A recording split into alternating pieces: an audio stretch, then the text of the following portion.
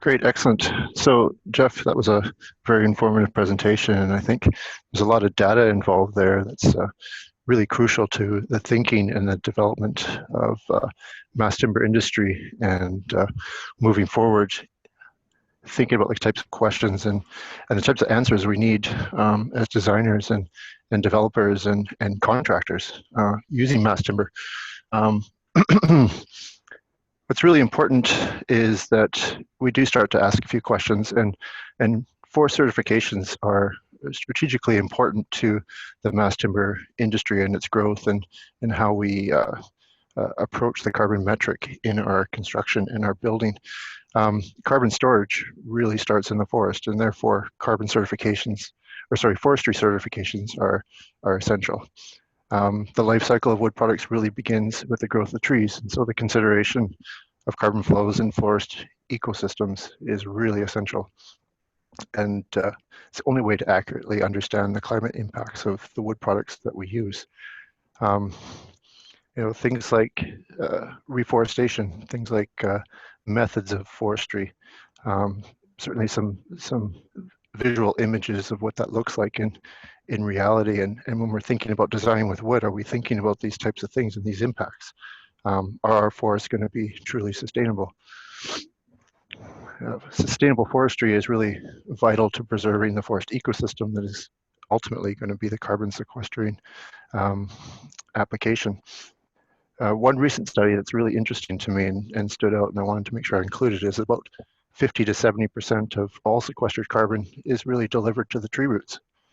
And it's done as sugars and it's eaten by the mycorrhizal fungi.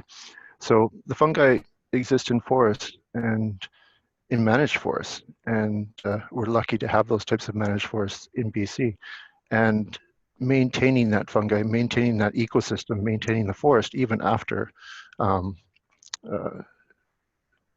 industry has cut the tree, taken it off to a mill, and manufactured it into an end product for us, that fungi stays behind. Majority of potentially the carbon that is sequestered is actually deep below the soil, below the roots. And that fungi is really potentially cutting down the anaerobic breakdown of biomass in the forest, limiting the amount of carbon dioxide that's actually released into the forest and breaking it down, leaving it in the soil. So we're lucky in Canada and in BC specifically that there are sustainable certified forests. Just in the graph here, you can see that BC is almost a third of the sustainable forests in the country, and we essentially recognize three third-party certification systems. It's a bit murky in the sense that we have the CSA standard, and largely it's connected to the PEFC, which is the Program for Endorsement of Forest Certifications. We obviously have the Forest Stewardship Council, which is the FSC, and then the Sustainable Forestry Initiative, the SFI.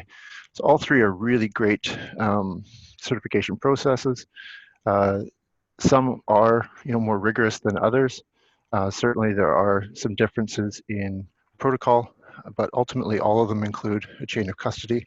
And that chain of custody is likely as designers and builders, what we're relying on is monitoring or ensuring that the products we use come from sustainable sources.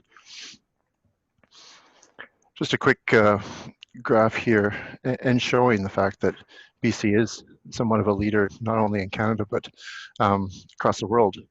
Up to 93% of our forests are actually certified. And the greatest, volume of that area is actually the CSA or the SFI areas that are also recognized by PEFC. We still regard the FSC certified areas as, and the FSC certification is kind of the gold standard. These areas are quite small within our province, but they really do have a rigorous annual inspection process and visits by foresters and a lot of corrective action if there are issues. And oftentimes certificates can be withdrawn for issues and mistakes. And we're really, encouraged to think about the forest and think about the way forests are managed, long after the cut. Essentially what we're talking about when we're accounting for carbon sequestration in mass timber, we're talking about something that is an average. And Jeff brought this up several times, is that we're working on averages and we're working on a lot of variables. We're working on a lot of climates, depending on where the trees come from. And when we're sourcing from BC, even within BC, we have many, many microclimates, many, many different temperature zones and wet zones and such. And so we're working with this average, and this is, kind of at Woodworks' carbon calculator is saying 0.71 kilograms of CO2 equivalently avoided per kilogram of oven dry wood used. So that equivalently avoided is essentially all the displacement factors, including the entire life cycle. So we have to take into account the things that happen during production. So cutting of the tree, reforestation of the forest, production in the mill, hauling to mill, and all the various processes, shipping to market, and wood use, the way we use the wood in our buildings, in our construction. And then ultimately when those buildings reach an end of life, there's a disposal process. So really this 0.71 is an average. It's something that, has come through, many different directions, many different calculations to end up at a metric that we can utilize, but at this point, nowhere near accurate or totally accurate. So just thinking about construction and some of the things that we need to answer. What I mean by answer is that there are certifications out there that are usable at this point. PEFC is one of the global largest certifications that are usable. And buildings like this one, which is the Wilson School of Design for Kwantlen Polytechnic University. It was a lot of CLT and glulam pieces, up to 1,224 of those prefabricated pieces. And the unique thing is that this is one of the first buildings where PEFC was actually found as an equivalent to FSC here in BC.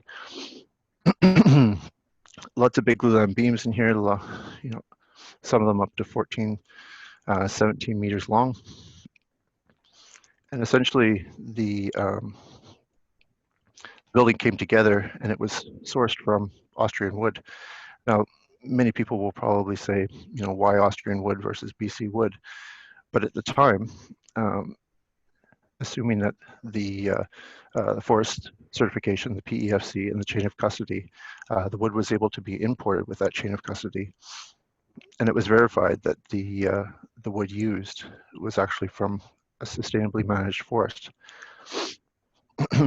What's encouraging about the PEFC and the certification equivalency here is that more and more forest companies have the ability to certify PEFC here in BC and Canada as well.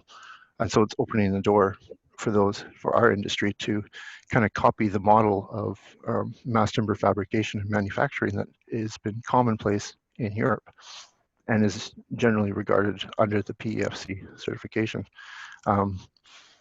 The largest glulam and CLT manufacturers, they have a very closed loop in their processing. So essentially their forests and the forest where they source the fiber from is essentially grown for the purpose of their product. And there's not a commodity market that's essentially linked to our CLT and glulam manufacturing that we have here in North America. What's encouraging is I'm looking forward to hearing from Mitch later on in this webinar. Essentially, Kalishnikovs are going to be PEFC certified, and I'm sure Mitch will enlighten us a little bit more about that on their new mill. But they have long been FSC certified as well. So a lot of their fiber has been FSC certified, and they source from one of the few small areas we saw in the graph earlier where FSC lumber or trees are even available. And so it's very encouraging to see that our North American market is starting to recognize, the importance of sourcing from certified forests and also managing the supply chain to also minimize the amount of carbon emissions created during the process. So ultimately, when we're thinking about building with wood, what, if we're working with averages, can we really quantify the amount of carbon sequestration that we create? Does it really matter? For me, the substitution effect of avoiding fossil emissions is ultimately much more significant than the carbon stored in wood products. So if we can find a way to build where we use mass timber to directly replace steel and concrete beams, columns, or slabs, we've achieved something that's pretty significant. Here in this photograph, you can see the integration of mass timber. There's CLT slabs, there's wood columns, and you can see the concrete Q deck that's integrated with that timber structure. And ultimately, there'll be a composite concrete deck cast with that system. How that was powerful, this building turned out to be, almost 100% curtain wall and a lot of facade glass. What was really unique about the building is not only replacing the concrete beams and steel beams with wood, the resulting radiant slabs provided really optimal cooling for the predominant curtain wall facade, and therefore the building manages its energy during operation as well, just as much as it managed the carbon emissions that potentially were avoided by not using concrete and steel. So this is a composite, this is a hybrid building, this is something that is innovative enough to not use 100% wood, but use wood appropriately. It's placing wood in a situation where potentially it would not normally be. These are very large spans in this building, so up to a 30-foot grid with steel removed as a major superstructure. And this building was also, in a very high seismic zone enrichment. So it's achieving quite a lot with fiber, and at the same time remaining, remaining sustainable in the sense that even though the wood was brought in from Austria, essentially the wood was still sourced from a certified sustainable forest, and that chain of custody was maintained to actually achieve the lead point for certified wood use.